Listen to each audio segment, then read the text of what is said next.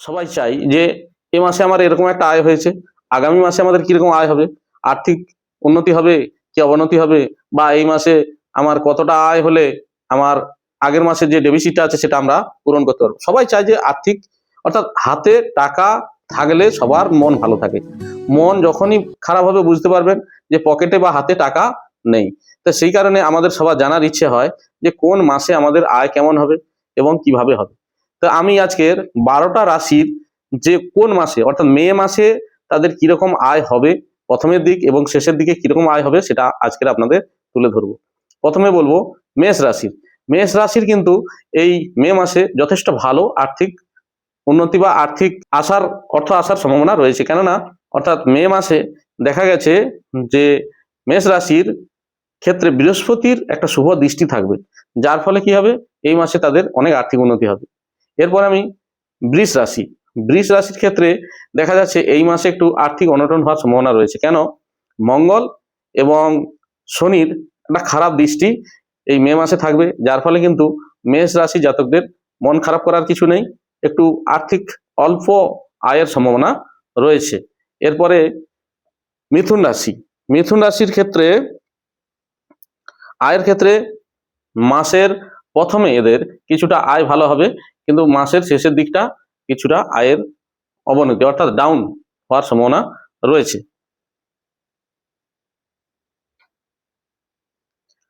ঠিক একইভাবে কর্কট রাশির জাতক জাতিকাদের মাসের প্রথমে আর্থিক যথেষ্ট আয়ের সম্ভাবনা রয়েছে এবং শেষের দিকে কিন্তু এদের আয়ের একটু একটু কমে যাবে এবং খরচ কিন্তু লাগাম ছাড়া হওয়ার সম্ভাবনা রয়েছে। এরপরে সিংহ রাশি। সিংহ রাশির ক্ষেত্রে কিন্তু বৃহস্পতির একটা ভালো প্রভাব দেখা দিচ্ছে, যার ফলে মে মাসে সিংহ রাশি সব থেকে বেশি আর্থিক উন্নতি করতে চলেছে। কন্যা রাশি। কন্যা রাশি জাতক জাতিকারও ঠিক একইভাবে মে মাসে যথেষ্ট আর্থিক উন্নতি করবে, এদের খরচও যথেষ্ট কম হবে এবং আর্থিক অনেক অনেক এরা এগিয়ে যাবে, কোনো সমস্যা নেই। এরপরে তুলা রাশি।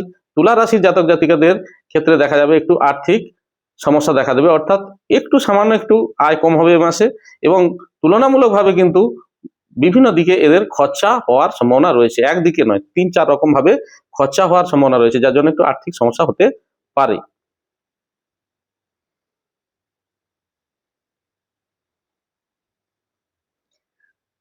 বৃশ্চিক রাশি।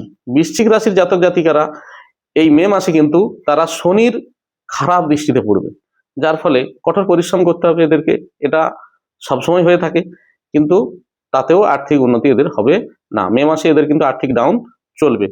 ধনু রাশি।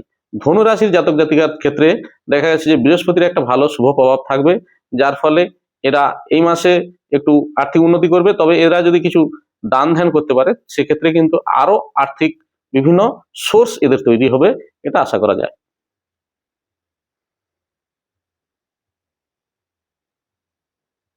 মকর রাশি। মকর রাশির ক্ষেত্রে এরা এই মে মাসে প্রথমের দিকে কিছুটা আর্থিক অনটন থাকবে, কিন্তু মাসের শেষের দিকে অর্থাৎ 15 তারিখের পর থেকে এদের কিন্তু আবার ভালো পরিস্থিতি দেখা দেবে। কোনো রকম আর্থিক অনটন শেষ খুব ভালো যাবে, কোনো সমস্যা থাকবে না। কুম্ভ রাশির ক্ষেত্রে বৃহস্পতির একটা ভালো শুভ দৃষ্টি যোগ রয়েছে, যার ফলে কুম্ভ রাশির ক্ষেত্রেও এই মাসে অনেক আর্থিক উন্নতি হওয়ার সম্ভাবনা রয়েছে।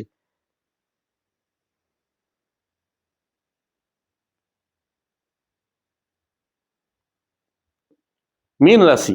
মীন রাশির যে আর্থিক উন্নতির জন্য যে গ্রহ রয়েছে সেটা হচ্ছে শুক্র গ্রহ, কিন্তু শুক্র গ্রহ এই মাসে মীন রাশির খুব একটা ভালো ফল দেবে না, যার ফলে মীন রাশির ক্ষেত্রেও এই মাসে আর্থিক অনটনের সম্ভাবনা রয়েছে একদম শেষের দিকে।